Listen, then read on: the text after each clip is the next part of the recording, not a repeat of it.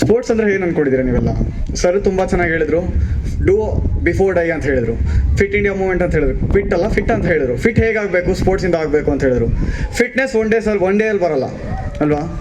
ಅವ್ರು ವಿನ್ನಿಂಗ್ ಆಗಬೇಕು, ವಿನ್ ಆಗಬೇಕು ಅಂತ ಹೇಳಿದ್ರೆ ಒಂದು ದಿವಸದಲ್ಲಿ ಬರೋದಿಲ್ಲ. ಅಂತ ಹೇಳಿ 3 ಕ್ವಾಲಿಟೀಸ್ ಹೇಳಿದ್ರು ಸರ್. ಎಕ್ಸ್ಪೆಕ್ಟೇಷನ್ಸ್, ಎಕ್ಸ್ಪೀರಿಯನ್ಸ್, ಎಕ್ಸ್ಪೆರಿಮೆಂಟ್ಸ್ ಅಂತ ಹೇಳಿ ಅಲ್ವಾ?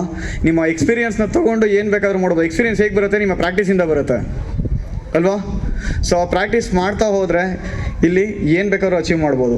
ಇಲ್ಲಿ ನಮ್ಮ ಗ್ರೌಂಡಲ್ಲಿ ಇವತ್ತು ಏನು ಇಲ್ಲಿ ನಾವು ನಿಮ್ಮ ಥರನೇ ಒಂದು ದಿವಸ ಇದೇ ಗ್ರೌಂಡಲ್ಲಿ ಈ ಥರ ಚಿಕ್ಕ ಚಿಕ್ಕ ಗ್ರೌಂಡ್ಗಳಲ್ಲಿ ಪ್ರಾಕ್ಟೀಸ್ ಮಾಡಿ ಇವತ್ತು ಇಂಟರ್ನ್ಯಾಷನಲ್ಸ್ ಇಂಡಿಯಾ ಲೆವೆಲ್ಲಿ ಅಟೆಂಡ್ ಮಾಡಿ ಇವತ್ತು ರೈಲ್ವೇಸಲ್ಲಿ ಜಾಬಲ್ಲಿದ್ದೀನಿ. ಸೊ ಇದೇ ಥರ ನಮ್ಮ ಉಸೇನ್ ಬೋಲ್ಟ್ ಬಗ್ಗೆ ಎಷ್ಟು ಜನ ಗೊತ್ತಿದೆ ಎಲ್ಲ ಇಲ್ಲಿ? So is an international athlete and international fastest runner. ಜಮೈಕಾದಿಂದ ಇದ್ದಾರೆ ಅವರು.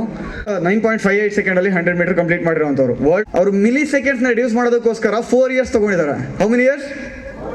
4 ಇಯರ್ಸ್.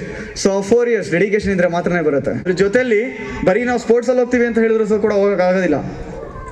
ಸ್ಟಡೀಸ್ ಕೂಡ ಇಂಪಾರ್ಟೆಂಟ್ ಆಗುತ್ತೆ ಅದರಲ್ಲಿ. ಸೊ ಸ್ಟಡೀಸ್, ಸ್ಪೋರ್ಟ್ಸ್ ಎರಡೂ ಬ್ಯಾಲೆನ್ಸ್ ಮಾಡ್ಕೊಂಡು ಯಾರು ಹೋಗ್ತೀರಾ ಅವರು ನಿಮ್ಮ ಲೈಫಲ್ಲಿ ಅಚೀವ್ಮೆಂಟ್ ಮಾಡ್ಬೋದು, ಸಕ್ಸಸ್ ಆಗ್ಬೋದು.